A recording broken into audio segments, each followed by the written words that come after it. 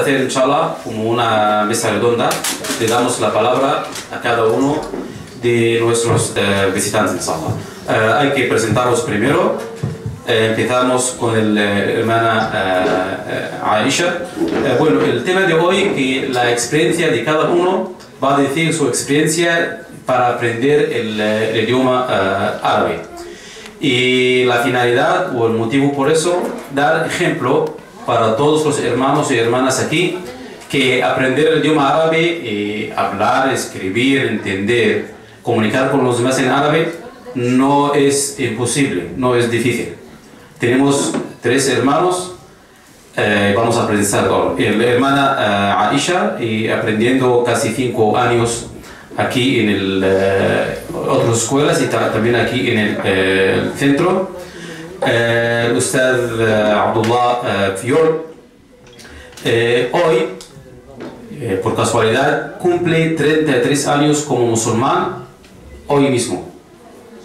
Bueno, aprendió el árabe 2 años en la Universidad de Al-Medina Munawwara, en Arabia Saudita, y empezó a aprender el árabe con el motivo o con la finalidad a entender el Corán. Es el número 1. Bueno, yo tengo una experiencia con él, trabajamos juntos hace ¿cuántos años? Hace 18 años. Hace 18 años en Centroamérica, en Panamá, en una escuela internacional árabe panameña, en Colón, ciudad Colón. Él enseñaba la cultura islámica y yo el idioma árabe. También el hermano, el doctor Abdelwahid o Marco Riveras Abdelwahid, trabaja como profesor del idioma árabe en la Universidad de Barcelona y también como voluntario en la organización de la UNESCO. Aprendió el árabe en Egipto y también en Sudán. Cada uno que va a llevar 7 minutos para dar su experiencia. Realizamos Salat al-Dhuhr, después Salat al-Dhuhr seguimos con las preguntas de vosotros, inshallah. Empezamos con el hermano Aisha. Shukran. Bueno, assalamu alaikum wa rahmatullahi. Bueno, voy a hablaros un poquito de mi experiencia, que de los hermanos que hay aquí soy la que menos tiene, y bueno, a pesar del tiempo que hace que bueno, que Allah me guió para encontrar el Islam, pues por circunstancias de la vida no había empezado a aprender árabe, aunque siempre me llamó la atención y yo realmente no tenía modo de ir a aprender, pero copiaba las letras como dibujitos y yo empecé así, copiando cosas, aunque no me atrevía a copiar el Corán porque sabía que me equivocaba, pero cogía libros que me llegaban a mis manos y copiaba. Entonces, pues lo que pasó fue que, claro, yo siempre tenía esa tendencia y luego en el tiempo, hace 35 años de eso, y en ese tiempo donde yo vivía y todo no había musulmanes y tenía poca información y me aprendía las horas del Corán con transliteración que me llegaba y claro, es una forma que si los que estáis aprendiendo ahora sabéis que al principio se hace así porque no hay más remedio, pero no tiene, o sea, es muy distinto y claro, y no te llega lo que te tiene que llegar. De la forma de aprender, digamos, me refiero a memorizar. ¿Vale? Luego, pues claro, ya sabemos que con la traducción lo que pasa. Pero con el tiempo ahora, hace muy poco que, bueno, por motivos yo llegué aquí, empecé a estudiar en este centro el árabe, aprender a escribir y a leer. Y bueno, es algo que a mí siempre me decían, en lugar de estudiarte las suras con la transliteración, aprende árabe. Y yo decía, uy, yo no puedo porque yo no voy a poder. Y bueno, cuando vi lo fácil que era, ¿no? Realmente, y la gran satisfacción que te da. Porque cuando, no sé, es que el árabe es un idioma tan musical, y claro, cuando escuchas el Corán ya sabemos lo que te produce. Entonces, cuando sabes que puedes leerlo en árabe y empiezas a aprender que el significado es mucho más completo que el que te dan en español, porque claro, para un musulmán el idioma árabe en un principio pues es el Corán, y también un poco que todos los textos más importantes están en árabe. Entonces claro, dice, si no aprendo árabe no progreso en mi religión.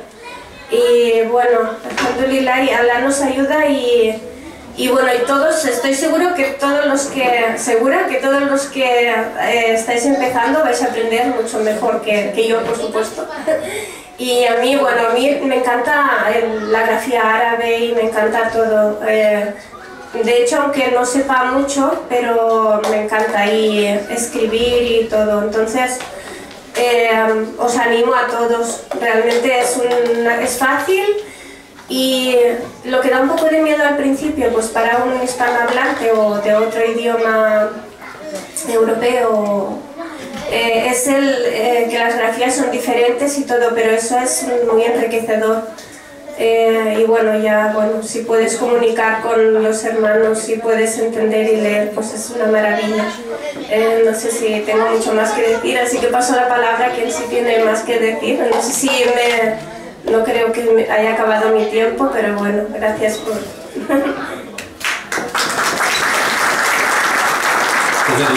hermana Aisha, le damos la palabra al Ustaz Abdullah. Assalamu alaikum wa rahmatullahi ta'ala wa barakatuh. Gracias por haberme invitado hoy en este día en que memoramos el Día Mundial, la Jornada Mundial de la Lengua Árabe.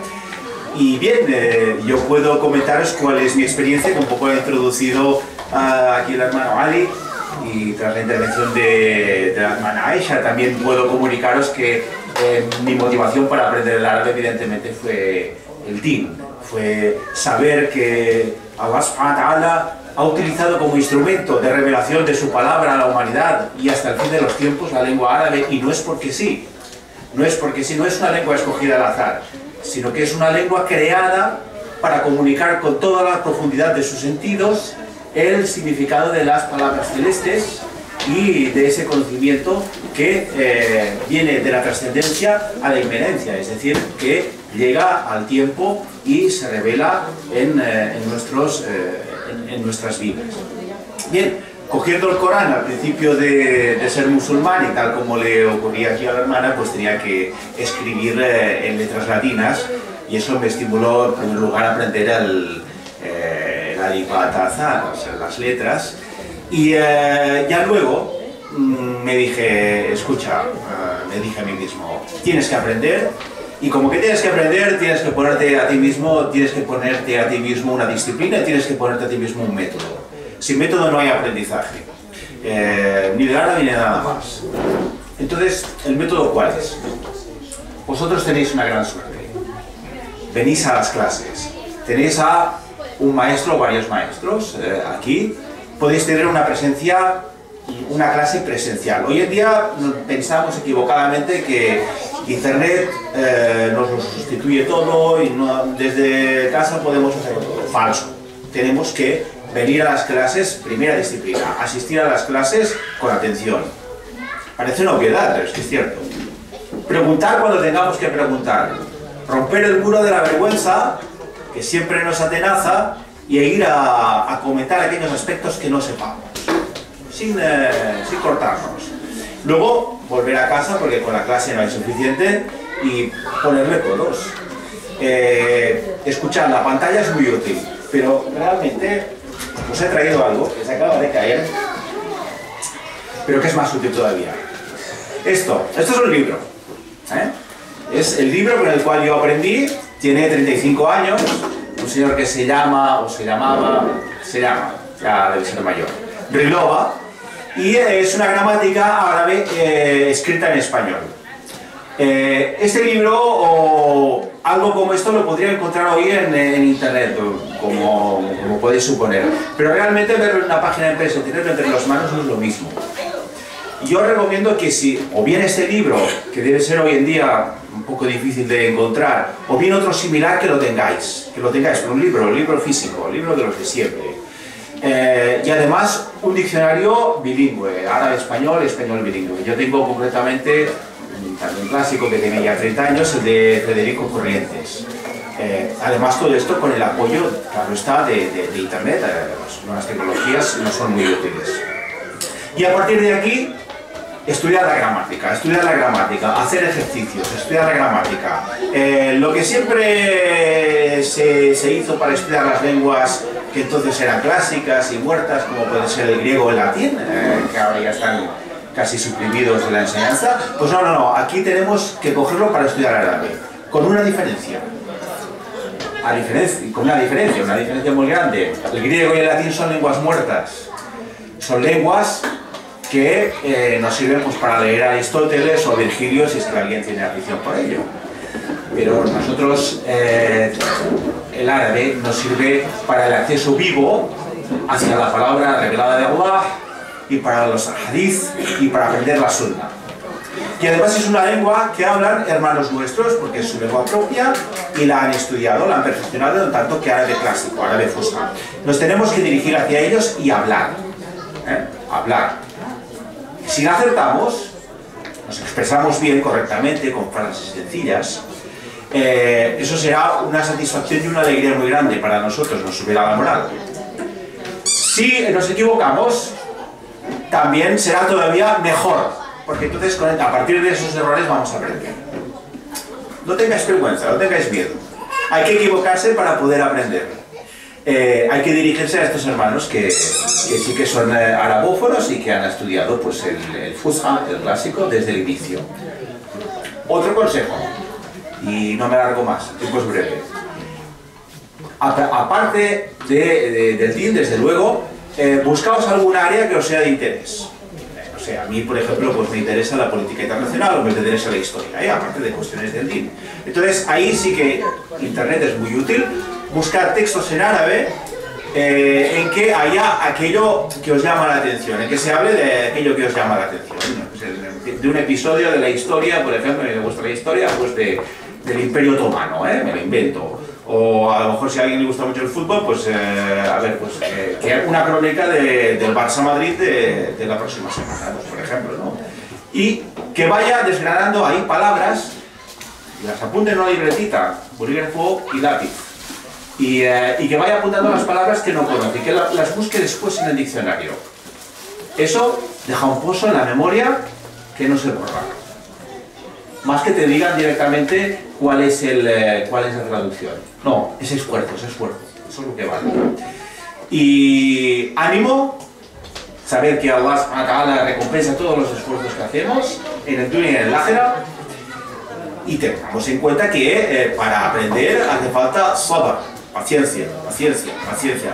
El árabe no es el italiano, es una lengua compleja, lo que tiene que transmitir es realmente complejo, porque viene de lo alto, y tengamos en cuenta que vamos a tardar tiempo, no nos desanimemos en este sentido. Busquemos pequeños progresos que nos den moral, eso sí. Pequeñas frases referidas a la vida cotidiana que podamos utilizar y que veamos que nos dan resultado. Y en mi caso tuve la oportunidad de ir a estudiar a un pueblo islámico, concretamente en Medina Nabawiya, a la ciudad del profeta. Eso es si alguien puede, pues adelante. No es el común de las situaciones que vosotros pues, a las que podéis acceder. Pero eso no es impedimento para que continuáis avanzando. No me alargo más. Luego, inshallah, después de que hagamos el salat, compartiremos más preguntas, experiencias y las vuestras, que sin duda son las que aquí interesan, porque vosotros sois los que tenéis que tirar con la bandera adelante. Cuidado que nosotros cada día aprendemos. Venga, Assalamu alaikum.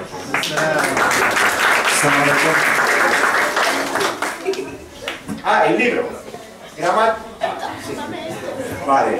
Escuchad, el libro que os he mostrado aquí, sin ánimo, no me da comisión,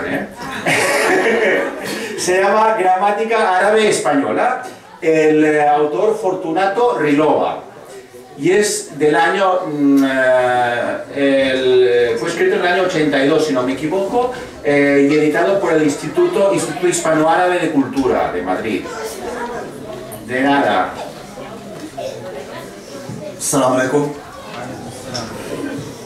yo un poco, bueno, repetir lo mismo que han repetido los dos hermanos y animaros mucho a estudiar el árabe si no sabéis todavía la lengua árabe. Comentaros que la lengua árabe desde la actualidad la gente tendría que envidiar a los árabes y a los musulmanes el hecho de tener una lengua que uniera a tanta gente. Esto es como un pequeño tesoro que pocos sabemos valorar. Actualmente están habiendo problemas por todo el mundo a nivel de política o a nivel de nacionalismos. Sabemos, por ejemplo, que aquí en Cataluña, en España, también hay estos problemas, pero no se dispone de un nexo de unión potente y tan fuerte como puede ser la lengua árabe entre los musulmanes. Entonces nosotros como musulmanes tendríamos que aprovechar mejor el hecho de que tenemos una lengua que nos puede unir entre nosotros. El pakistaní o el senegalés o el chino o el ruso, si son musulmanes, con la lengua árabe se pueden entender entre ellos y se establece un nexo de unión que mucha gente ya le gustaría tener para sentirse unidos, ¿no? Entonces, yo, por ejemplo, cuando estudié, en mi experiencia, nosotros, y el hermano Abdullah también puede decir lo mismo, éramos estudiantes de todos los países del mundo. Nosotros aprendíamos árabe con bosnios, con indonesios, con rusos, y la lengua árabe era la lengua de comunicación. Entonces, os voy a poner un ejemplo muy rápido de la importancia que tiene el árabe como nexo de unión, ¿no? Y cómo nosotros tendríamos que aprovechar este tesoro. La UNESCO tiene muchas organizaciones, muchas entidades y muchas publicaciones. En una de estas publicaciones, ellos cada 5 años publican un listado de las lenguas más habladas del mundo. Y la lengua árabe estaba en las 5 primeras. Pues esto, desde hace 10 años, ya no existe. La lengua árabe ya no aparece como una de las lenguas más habladas en todo el planeta. ¿Qué ha pasado? Han sustituido el árabe por el egipcio, el marroquí, el yemení o el sudanés, etcétera, etcétera. ¿Con esto qué han logrado? Lo que han logrado es dividir la unión que une a todos los árabes. Y esto es un hecho muy, muy grave que se tendría que denunciar y se tendría que corregir, porque claro, aquí lo que argumentan ellos al decidir esto es que la lengua árabe no es la lengua materna de nadie. Y en cierta manera tienen razón, porque ¿quién enseña a sus hijos la lengua árabe clásica? ¿Quién habla árabe fusha a sus hijos? En principio nadie, pero si nosotros hacemos un esfuerzo, aunque sea con pocas palabras, sí que se puede convertir en una lengua materna. Aún así, este no era el único argumento. Decían que no es la lengua materna de nadie y se considera una lengua muerta. Eso también esto es falso. Si esta gente que han dicho esto pusieran la televisión y escucharan cualquier canal musulmán o Al Jazeera o leyeran cualquier periódico o cualquier libro, verían que todo está escrito en árabe clásico. Entonces, ¿cómo pueden decir que es una lengua muerta?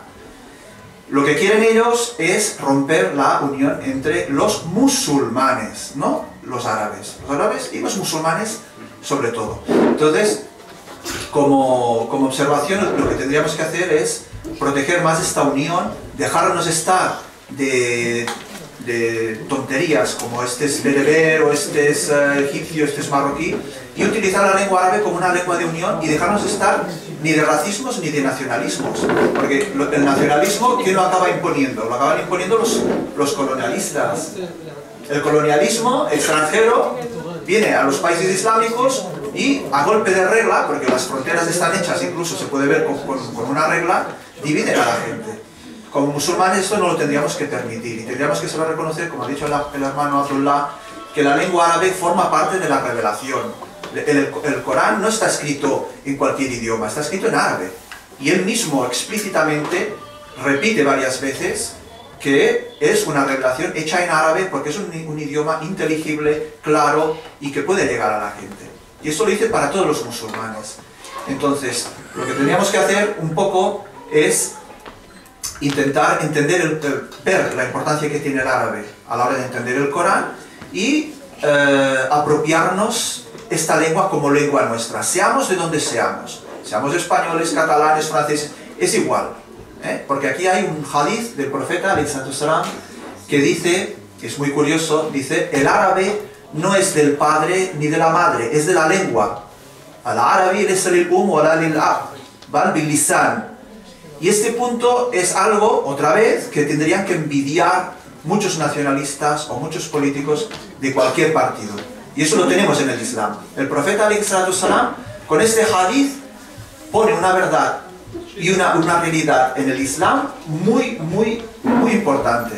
Y es que podemos ser árabes únicamente hablando árabe. Aunque seamos de origen bereber, aunque seamos de origen catalán, yo soy catalán, pero yo me considero árabe. لأنني أتحدث باللغة العربية. فإذا أنا مسلم وأنا أتحدث باللغة العربية وأنا أؤمن بكلام الرسول عليه الصلاة والسلام فأنا عربي. Y el musulmán tendría que saber reconocer esto y no tendría que tener ninguna vergüenza, ningún pudor a reconocerse como árabe. A veces encontramos a algún musulmán, no, yo no soy árabe, yo soy pakistaní, no, yo soy bereber. ¿Qué pasa? ¿Qué pasa con los árabes? Una cosa es la etnia árabe, la otra cosa es el árabe tal como en el Islam se está defendiendo. Entonces ese punto yo creo que es importante. Luego, a nivel de metodología, y acabo porque supongo que tenemos que hacer el salto zuhur, a nivel de metodología, además de lo que ha dicho el Abdullah, yo pondría inciso en lo que es la oralidad. Los árabes dicen que la lengua es hija del oído, al-lugha bintu sama. Entonces todo eso de los libros, todo eso de las gramáticas, todo eso de los esquemas, los apuntes, está muy bien, y hace falta tomar nota de todos estos métodos. Pero sin dejar de banda lo más importante, que es hablar y escuchar. Hablar y escuchar. Los árabes aprendían el árabe, el mismo profeta era ummi, no sabía ni leer ni escribir, pero sabía el árabe. Bueno, los árabes de la época del profeta solo les recitabas una poesía una vez y la memorizaban. Tenían una memoria y un oído para la lengua árabe muy potente. Entonces nosotros lo que tendríamos que hacer a la hora de aprender árabe es agudizar nuestro oído y prestar más atención a estos sonidos, ¿no? Yo me acuerdo, por ejemplo, a nivel de experiencia personal, cuando intentaba memorizar vocabulario, ¿no? Me hacía unas grandes listas, ¿no? Al-tawila, wal-qalam, wal-kurras, wal-daftar, y los iba repitiendo, 1, 2, 3, me pasaba toda la mañana repitiendo. Al final había memorizado muy poco, o al cabo de 2 días ya me había olvidado. Pero una vez salí de la habitación y empecé a hablar con los hermanos musulmanes, la mezquita, y empecé a preguntarles, ¿qué significa daftar? ¿Qué significa qalam? Solo una vez que pronuncié esta palabra y la oí de ellos, ya me quedó memorizada. Entonces, oír y hablar es mucho mejor que escribirlo y leerlo las veces que queráis. Al-lugha bintu sama. Este es un punto que os podría ayudar a la hora de aprender la lengua árabe. Y bueno, podríamos decir más consejos, pero creo que ya... Shukran jazila.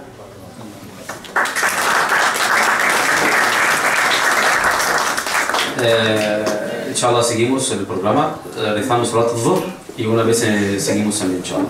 Aparte, para las preguntas y consultas para nuestros visitantes, inshallah.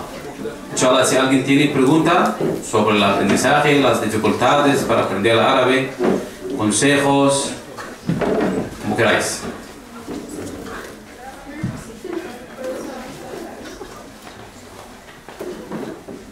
Primer consejo de los hermanos, que no tener vergüenza para aprender árabe, ¿sí? Vamos a aplicarlo ahora, practicarlo ahora mismo. ¿Preguntas?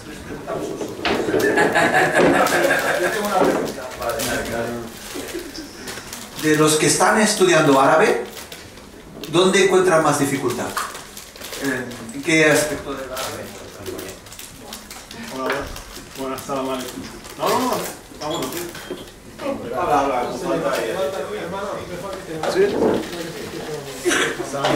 Ven aquí, hermano. Salam alaikum. De hecho, estoy estudiando árabe y lo que más me cuesta es, una vez tienes memorizado el alfabeto y tal, cuando estás aprendiendo pues las conjunciones gramaticales, etcétera, a ponerlo todo y recordarte al mismo tiempo. Por ejemplo, yo hablo también otra lengua y cuando hablo pienso al mismo tiempo. Con el árabe me cuesta más combinar esas dos cosas. Solo quería pedir cuál es el consejo que me darías para poder avanzar en eso. Yo lo que te aconsejaría, muy rápido para pasar a los otros, es lo poco que aprendas, practícalo. El Corán. As-Sahaba, los compañeros del profeta ﷺ, memorizaban el Corán y lo memorizaban poquito a poquito, 5 aleyas, 5 ayat, y las practicaban. Si no habían practicado esas ayas, no avanzaban hacia las otras. Entonces hay que memorizar un poco de árabe, por ejemplo, árabe muy práctico. Kayf al-hal, ¿cómo estás? Cada vez que te encuentres con un musulmán árabe, o que no sea árabe, Kayf al-hal, Kayf al-hal, bi khair, Kayf al-hal, Kayf al-hal, bi khair, y repetir, y repetir, y repetir. No dejes nada que hayas introducido sin practicar. Eso es lo que yo te aconsejaría en este punto donde estás. Sí, utilísimo consejo de Abdul Wahid. Y otro, tú estás empezando a aprender árabe, por tanto, hablará poco a poco, sin ningún problema. Es lo que hablábamos de la vergüenza. El que tienes delante comprende fácilmente que tú estás haciendo un esfuerzo y que vas a hablar poco a poco, no vas a hablar a su velocidad. Entonces, ahí, pues, sin problema, poco a poco, y aprenderemos a ir más deprisa y utilizar las palabras que ya tengamos en el bagaje. Bueno, yo le diría, como me digo a mí misma, que sea constante y que no quiera correr, como dicen los hermanos, poco a poco. Porque, bueno, es un idioma muy distinto, la formación de las palabras realmente es muy diferente y, claro, por ejemplo, al castellano y al inglés y a los idiomas que generalmente usamos por aquí. Entonces, ir poco a poco y con constancia, sin decir, bueno, pues es que ya no voy a poder, es que esto es muy difícil. No, un consejo para él y para todos nosotros, que seamos constantes y no lo dejemos, porque aunque cueste, pero al final lo conseguiremos, inshallah. Allah subhanahu wa ta'ala nos va a ayudar, porque también tenemos que pensar que el árabe es el idioma litúrgico del Islam. Entonces eso creo que es algo súper importante, porque nos une a todos, como han dicho los hermanos, y algunos hermanos que empiezan me han preguntado, ¿puedo rezar en castellano? ¿O puedo, al principio que no sé y tal? Y realmente hay gente que dice, ¿y por qué no puedo? Y eso, yo creo que es algo que Allah ha puesto así y es un nexo de unión entre todos nosotros que no tienen otras religiones, y vemos la importancia de eso, y al mismo tiempo que mantiene la lengua viva, nos ayuda también a hacer ese esfuerzo que nos favorece y nos va bien para nuestra vida y para todo. O sea que la constancia es algo muy bueno, creo yo, y en nuestro caso debemos usarlo porque es tan importante como para realizar el pilar del Islam, que es la oración, que es el primer pilar y lo primero por lo que seremos preguntados. Bueno, otro consejo, antes que de dar más preguntas, vivir en el ambiente del idioma. Quiere decir, si tú quieres aprender árabe y nunca comunicas con alguien de origen árabe, entonces no puedes aprender. Yo conozco a algunos aquí que tienen 10 años aquí en España, en Cataluña, y hasta ahora no hablan español ni catalán. ¿Por qué? Porque ellos siempre hablan con lo que hablan árabe, entonces no hablan el otro idioma. Entonces el ambiente es muy importante. Si yo lo pregunto a todos los que están aquí, dígame el número de teléfono tuyo, todo va a decir castellano o catalán, me incluido yo también, más fácil. Yo no voy a pensar en árabe para teléfono porque estamos aquí, es difícil, ¿entiendes? Entonces, para vivir el ambiente, por eso lo digo, al final, si quieres dominar bien, tienes que hablar con más gente que hablan árabe. Es un consejo. La pregunta de la hermana primero, que ella quería preguntar.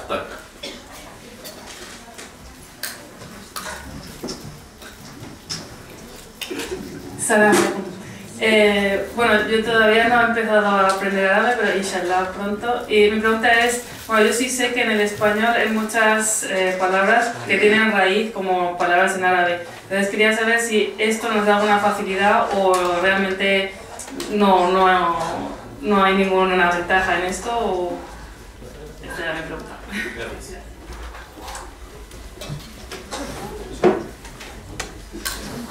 Esta pregunta iba también, que la quería dar la respuesta al otro compañero, hermano que la ha dicho, que la ha preguntado antes sobre cuando yo aprendo chino, tengo que pensar en chino. Cuando yo aprendo ruso, tengo que pensar en ruso. Cuando yo aprendo árabe, tengo que pensar en árabe. Entonces, ¿cómo se piensa en árabe? Pensar en árabe significa reconocer la raíz y el paradigma. Esto es lo que preguntaba la hermana y es un punto muy importante. En español hay raíces y hay palabras derivadas. En catalán también y en árabe también. Pero cuando aprendemos árabe lo tenemos que saber aprender en árabe. Tenemos que saber descomponer la palabra en lo que son las letras radicales que forman parte de la raíz y las letras que están añadidas que forman parte del paradigma. Raíz y paradigma, el asal o el wazn. Entonces, cuando uno va aprendiendo árabe poquito a poquito, se va dando cuenta de esto, y esto te ayuda muchísimo. Por ejemplo, muy rápido, para pasarlo a los otros hermanos. Tú en árabe puedes aprender, o tienes que memorizar 15 palabras diferentes, pero si te das cuenta que estas 15 palabras diferentes tienen la misma raíz, con solo aprenderte la raíz, y has memorizado las otras palabras, y ya las has aprendido.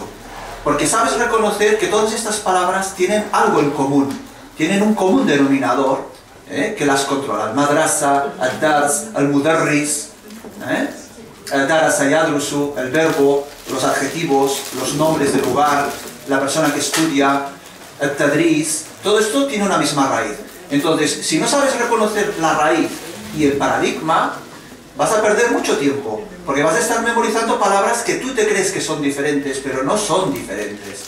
Entonces, hay que tener una actitud de saber diferenciar estos dos puntos. Buena observación ideológica de Abdul Wahid. Y en cuanto a lo que comentabas de las palabras, topónimos, nombres de lugar que tenemos a nuestro alrededor y que son de origen árabe, a ver, como método para aprender el idioma, evidentemente, pues no sirve, pero sí como un gran estímulo. Porque, claro, si yo voy aprendiendo árabe, como me pasó a mí hace unos años, y bueno, pues paso por una población que se llama Vila de Cans, luego paso por otra que se llama Gaba, porque voy a un pueblo que se llama Vegas, ¿no? Y mi familia tiene una casita. Y me doy cuenta un día, caramba, esto de Gaba, no, pues no he aprendido yo que Gaba es bosque en árabe. Y entonces voy buscando, como a mí me gusta la historia y singularmente por la historia de los musulmanes, voy y busco que efectivamente en aquella zona había un castillo, digámoslo así, una fortaleza cristiana, actualmente llamada Castell de Fels, o sea, Castell de Fidels, y luego pues al lado había también otra fortaleza que era de los musulmanes, donde ha quedado Vila de Cans, o sea, el pueblo de los perros, vaya. Los musulmanes no recibían una demasiado buena consideración. Y en medio, ¿qué había? Pues en medio había una tierra de nadie, había el Gaba, había el bosque que no tenía habitantes. Entonces, a partir de esas palabras, que muchas de ellas empiezan por al, y sobre todo nombres de lugar, si alguien tiene especial interés por el tema de la historia, nos vamos interesando y vamos aprendiendo lenguaje nuevo. Por ejemplo, vosotros sabíais que aquí cerca de Lérida tenemos una población que fue fundada y habitada por gentes de la tribu de Sayyidina Muhammad sallallahu alaihi wasallam. ¿Cómo se llama la población? ¿Cómo se llamaba? Alcarraz, pues. No, Alcarraz no. El nombre de la población tiene... No, Alcarraz también es de origen árabe, pero relacionado con la tribu de Quraysh. Pues no está muy lejos de Alcarraz, ¿no? Resulta que se instalaron aquí unas gentes que eran de Quraysh, mejor eran de Ahlul Bayt, de la familia del profeta. Y entonces los demás denominaron aquel sitio Masjid al-Quraysh. Y de Masjid al-Quraysh, eso fue derivando, claro, pues pasando a la lengua de los conquistadores cristianos, y ha derivado en un pueblo que se llama Masjid al-Quraysh. Masjid al-Quraysh. Masjid al-Quraysh viene de Masjid al-Quraysh. Pues la verdad es que es una satisfacción llegar a comprender eso. O Al-Karras. Al-Karras, claro, pues Al-Karras viene de Harrasa, de la guardia. Allí también, si no me equivoco, hay los restos todavía de una pequeña fortificación islámica desde donde se vigilaba lo que fue tierra de frontera. Al lado de ahí un río por ahí que se llama el Segra, que pasa por Lérida, Balaguer, y bueno, pues ahí había una vigilancia. El tema que comentaba aquí la hermana de las palabras de origen árabe pues nos estimula y es un pequeños motivos de satisfacción. He comprendido esto. Y bueno, pues efectivamente, cuando veáis una palabra o un nombre de lugar, buscad de dónde viene y tendréis una satisfacción de poder comprenderlo. Bueno, yo coincido con el hermano y creo que es una gran satisfacción que incluso, bueno, para los que somos españoles o catalanes, vas mirando nombres de lugares y siempre descubres que tiene algún origen árabe. Perdón. Y es una satisfacción, ¿no? Porque realmente es una historia que no nos van a contar y que en cierto modo han borrado. Y bueno, por lo menos bueno, yo no tengo preparación académica, pero cuando yo iba al colegio, pues es algo que nunca te enseñan y es una satisfacción y es como un incentivo para seguir aprendiendo y decir, bueno, realmente, y además a mí me produce un especial interés que nuestros antepasados, pues realmente, yo pienso en mi pueblo, que soy de un pueblo pequeño, rezaban y sonaba el adán en mi pueblo y no sé, me produce una sensación buena, aunque ahora, claro, es tanto el rechazo que hay que es una contraposición y te anima a buscar, a indagar y además a estudiar, ya sabemos lo que estamos, a estudiar árabe y a seguir, pues bueno, aprendiendo más, intentando averiguar también de nuestro pasado, que es muy importante. حابب تقرب الميكروفون احسن اسمعوا. السلام عليكم.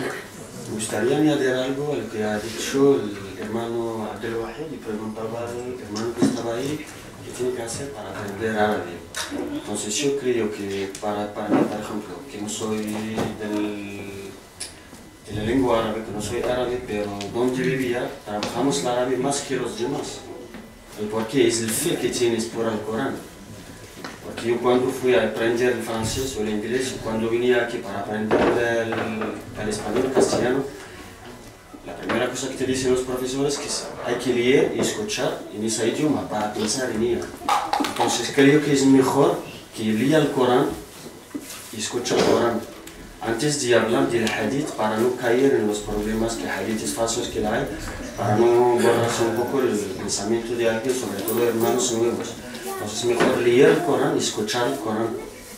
Entonces de ahí la fe que vas a tener o ya tienes te va a ayudar mucho, porque hay dos formas. Si tú vas a aprender el árabe, que ya estás dentro del Islam o quieres entender el Islam, o por ejemplo por el periodismo, tú quieres aprender el árabe por el trabajo, que eres periodista o algo. Entonces hay dos formas de ver la cosa. Si tú, por ejemplo, para aprovechar con un tiro de dos pájaros, aprender el árabe y a la vez aprender el Corán, que para nosotros la lengua árabe es la lengua del Corán y la lengua árabe es de la gente del Jannah, del paraíso. Entonces, mejor hay que enfocar un poco para aprender y leer el Corán y escuchar el Corán. De ahí vienen los demás y va a ser más fácil. Porque no es cuestión de ser árabe o pensar que vas a ser árabe. La mayoría que los en el mundo que han trabajado la lengua árabe no son árabes, por el fe, por el Islam y por el Corán que han tenido. Muchas gracias.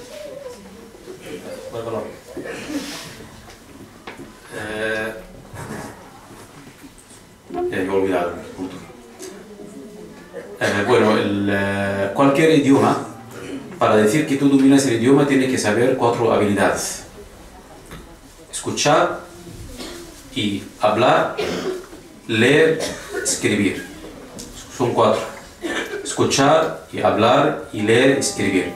Si tú lees, por ejemplo, nuestros hijos, aquí por ejemplo cuando aprenden árabe, ellos pueden ser que ellos saben leer y escribir, o una de los dos. Pero si no hablan árabe en la casa, entonces difícilmente entender el significado de la frase o la palabra. Ese no solo del árabe, pero es en los idiomas en general. Tiene que saber todas las habilidades de aprender el idioma. Bueno, seguimos con las preguntas. ¿Más preguntas, por favor?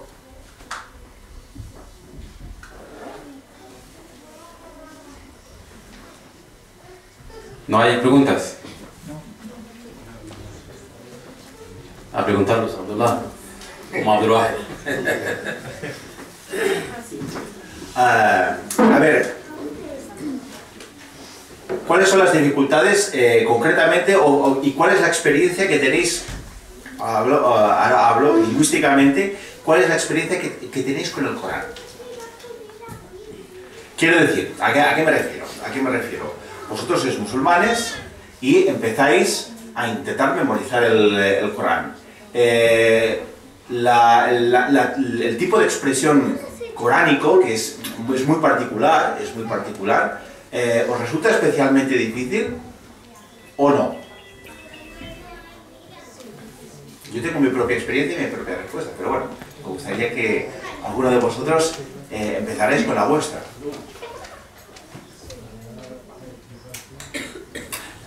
A ver, explicaré a lo mejor es que no. Sí, no. Pues entonces no me explico, hay que explicar más. Venga. Va, bien.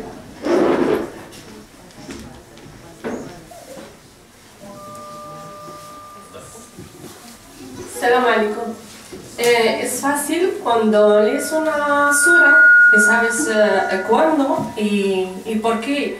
Y la historia, sabes la historia de que hablas, entonces sí que es fácil. Pero claro, cuando ya estudias una sura y no sabes el tiempo, el momento, entonces sí que es difícil. Gracias.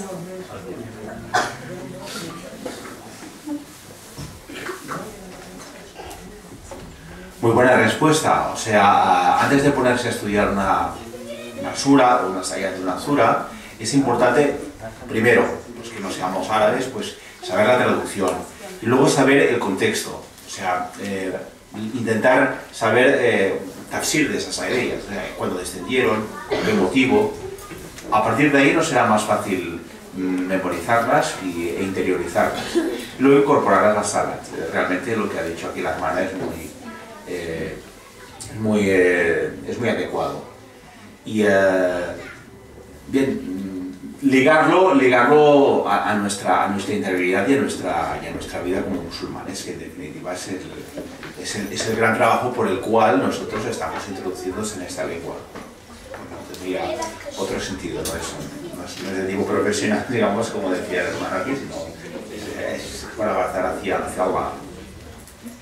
Perdona, cualquier idioma para aprenderla hay que leer sin pensar en ella, recitarla.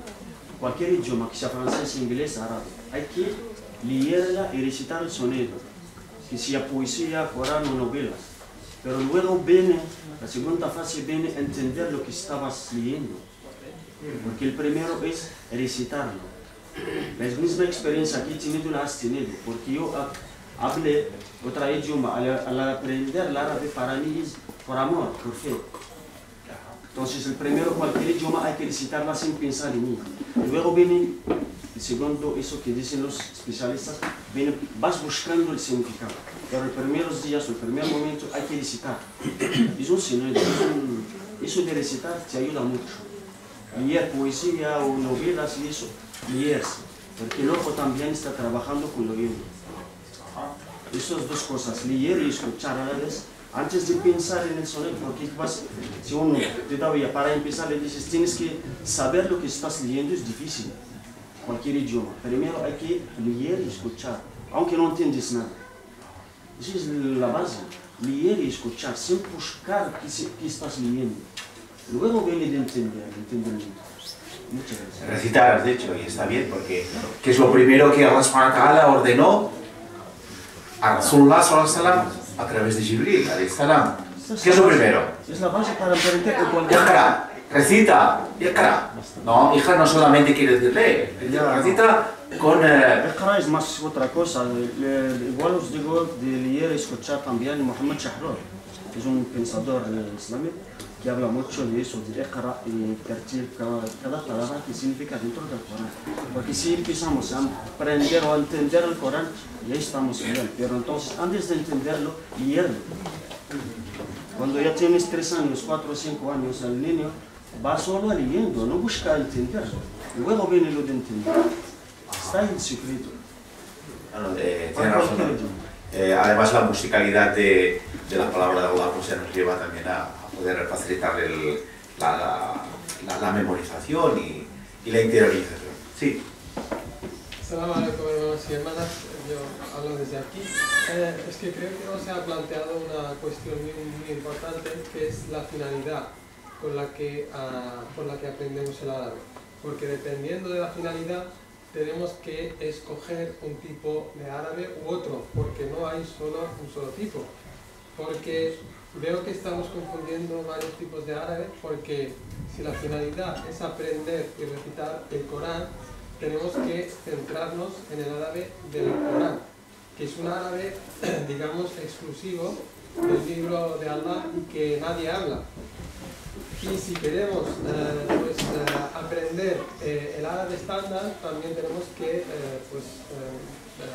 enfocar el aprendizaje de una manera, porque tenemos varios tipos de árabe. Tenemos el árabe clásico, que es el árabe coránico, que es el más difícil de todos, que es un árabe para el que hay que prepararse muy bien, porque ni siquiera los árabes nativos entienden muy bien ese árabe, porque es realmente difícil. Es el árabe que nos fascina. Luego tenemos el árabe estándar, ¿no? Que es el idioma panárabe, que es el oficial en los países árabes, pero que no se habla en el día a día. Es un idioma que se emplea en los registros formales, en los periódicos, en las televisiones, en la correspondencia. Es un registro menos complicado que el coránico.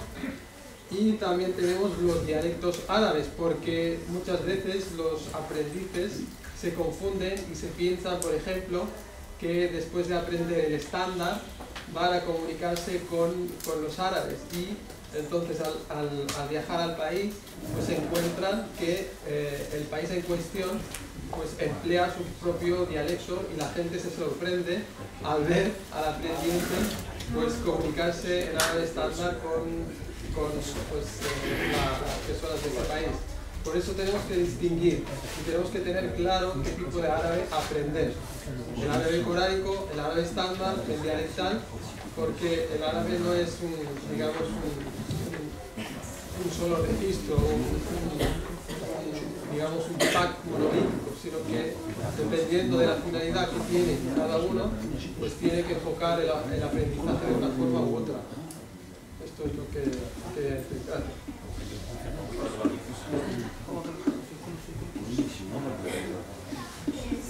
No sé, desde mi ignorancia, ¿el árabe, el Corán está escrito en el Jahiliya? El árabe más antiguo del Jahiliya, ¿no? Es ese. El árabe Jahiliya, árabe antiguo. El Corán ha bajado, es que la lengua árabe. Sí, hablaba. ¿Puedo hablar? Respondo al hermano. Yo no estoy de acuerdo con lo que has dicho, completamente en desacuerdo en todo, o sea, desde que has empezado hasta que has acabado, mi opinión. Y os digo el porqué. Todas las lenguas evolucionan. La lengua árabe también evoluciona. Hay un momento en la historia, desde mi punto de vista particular, en que la lengua árabe se fija. Y el motivo de esta fijación es el Corán.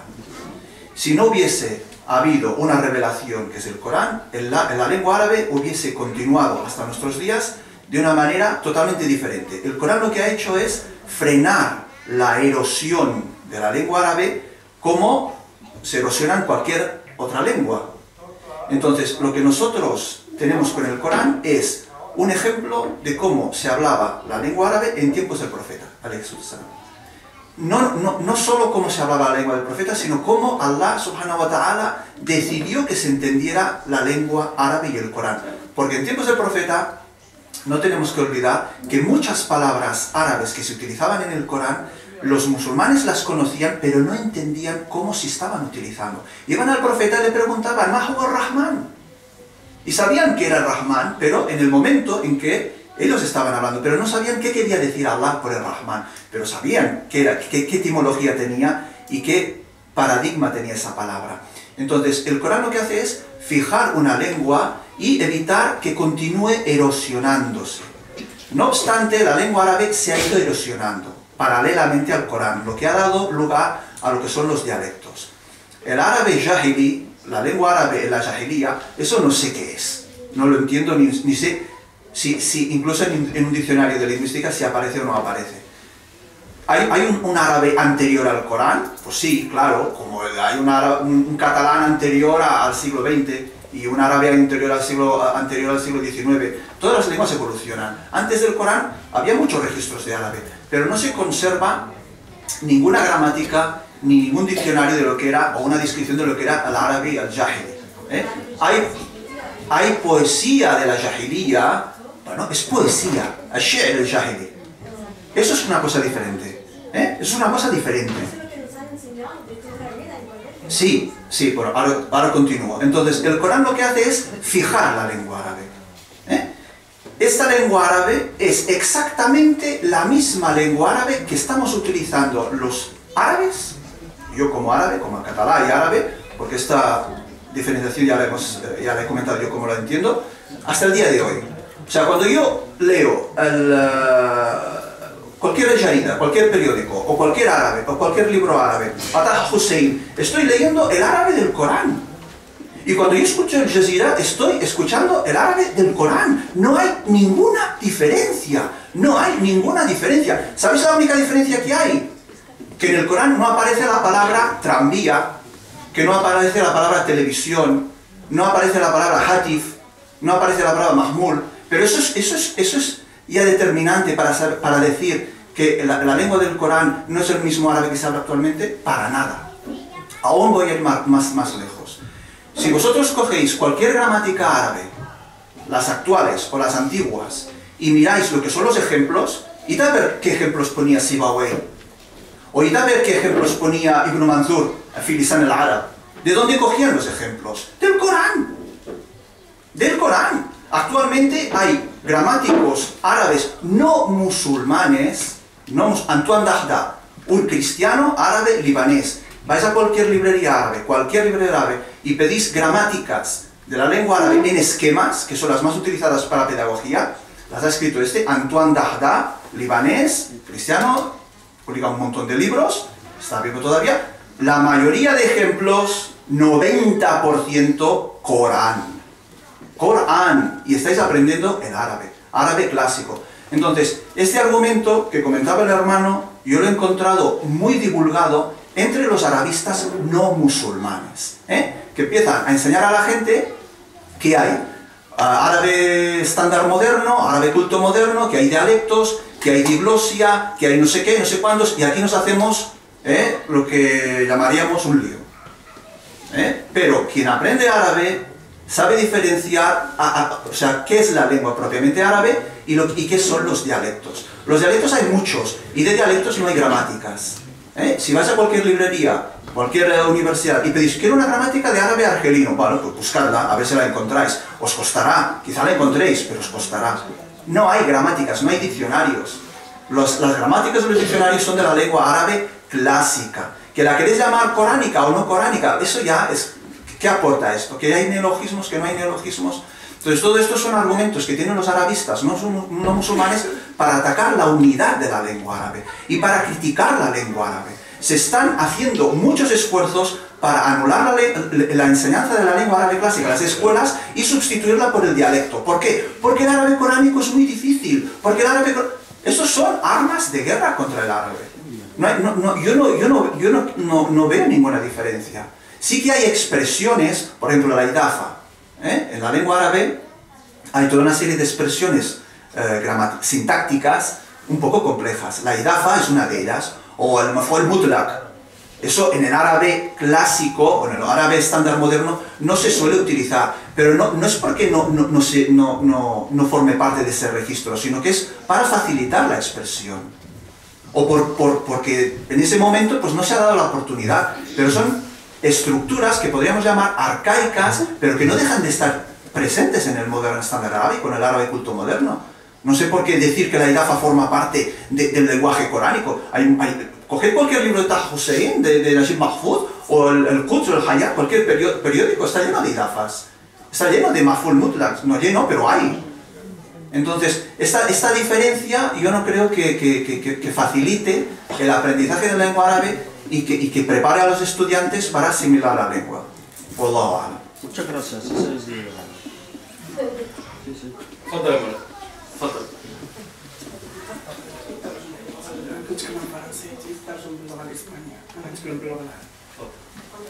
السلام عليكم.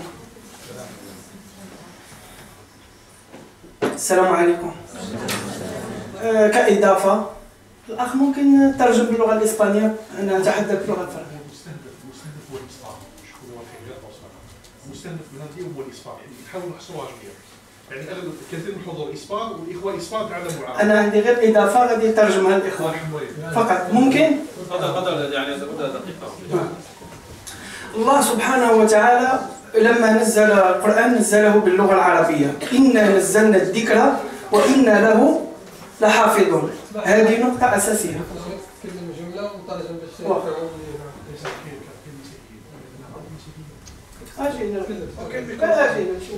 غير كإضافة مهمة بالنسبة للأطفال يعني غادي يكبروا إن شاء الله غادي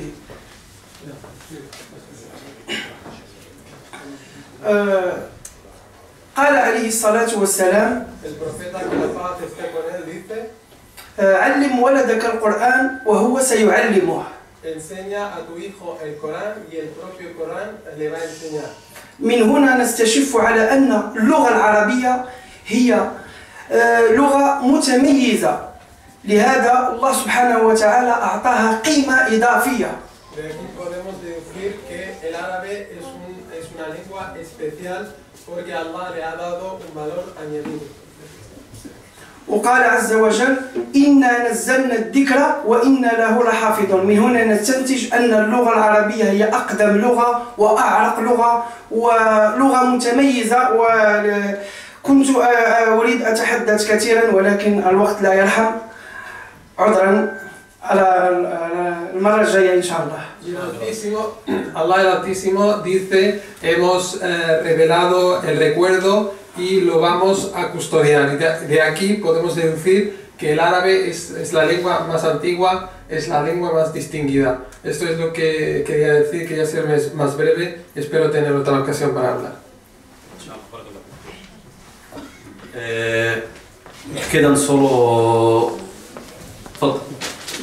Quiero preguntar al doctor Abdouahid, hermano Abdullah, sobre el tema del Darija y por qué hay un esfuerzo fatal en grandes universidades aquí en Europa, en Occidente en general, Estados Unidos, en Canadá, para crear una nueva idioma que se llama Darija, sea egipcia o siria o argelina. Actualmente en Marruecos, no sé si lo sabéis. Quiero decir, hermano, ¿qué consejo puedes dar a los hermanos que quieren aprender el árabe?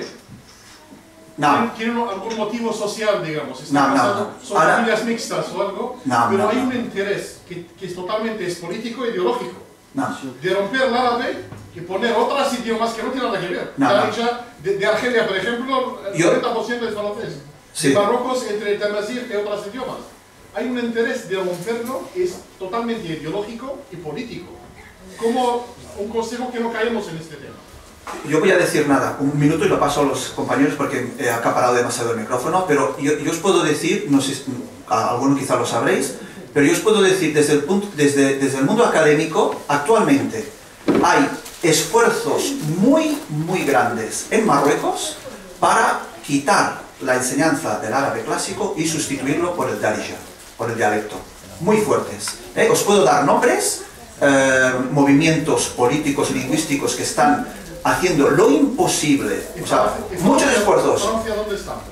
Adelante de todo. Están haciendo todo lo posible en el Ministerio de Educación, Wizaratu Terbiya, para que esto sea posible. Quieren quitar la lengua árabe clásica de las escuelas por un motivo principal, y es que dicen que enseñar árabe clásico provoca dificultad a la hora de aprender, de adquirir otros conocimientos a los alumnos. Entonces, introduciendo el Darija en las escuelas, esto, según ellos, va a facilitar que esta gente, que estos alumnos, aprendan matemáticas, aprendan historia, aprendan lo que sea. O sea, esto, para poneros un ejemplo de cómo está el patio actualmente. Y sobre el consejo que pedías tú, se lo paso a los hermanos. Yo seguro que lo contestarán. No, sin duda el hecho de querer romper la unidad lingüística del árabe, troceándolo en dialectos, pues está dirigido a anular ese vínculo que tenemos con el Islam, que es el árabe del Corán, que es el árabe clásico. Entonces, claro, si cada país arabófono va rompiéndose en su propio dialecto, quedará desconectado de lo que es la umma. Además ocurre una cosa, también se incentivan desde fuera y desde dentro por parte de fuerzas antiislámicas y laicistas y personalidades de este ámbito ideológico, conflictos entre, por ejemplo, en el Magreb, pues entre árabes y bereberes. Descontextualizando, por ejemplo, yo he tenido ocasión de vivir pues, en la región del Rif, descontextualizando la lengua y la cultura amazigh de los rifeños, porque está absolutamente impregnada de Islam. Entonces hacen una especie de constructo abstracto en el que buscan cualquier referencia preislámica para ponerla en un primer orden. Todos estos son maniobras de desislamización. Marruecos pues tiene una incidencia realmente importante, ahí hay una campaña muy fuerte, y ante estas campañas y ante estas maniobras, ¿qué debemos decir y pensar nosotros que no estamos en un país ni pertenecemos a un país que se considera a sí mismo como árabe? Que el árabe coránico, el árabe fusha, es de todos y no es de nadie. Bien ha dicho, aquí hemos repetido, que nadie lo habla como lengua coloquial en su casa, por tanto, no es de nadie, pero a su vez es de todos los musulmanes, que se consideran árabes o no, desde Indonesia hasta Senegal. ¿Por qué? Porque es la lengua de la revelación de Dios, de Allah subhanahu wa ta'ala. Entonces, es en ese sentido que es de todos, y por eso debemos esforzarnos en aprenderlo y en defenderlo ante estas agresiones que comentábamos. Yo me imagino que algo también nos ayuda mucho sobre ese tema, que es nuestra finalidad para aprender el idioma árabe. Porque nuestra finalidad o motivo es algo del Islam, de religión. Entonces por eso aprendemos el Fusha. Aunque tú puedes en la casa hablar con el dialecto, pero al final tienes que aprender el Fusha, porque el Fusha es el idioma de nuestro libro sagrado, es el Corán Karim. Bueno, queda ahora solo el último punto,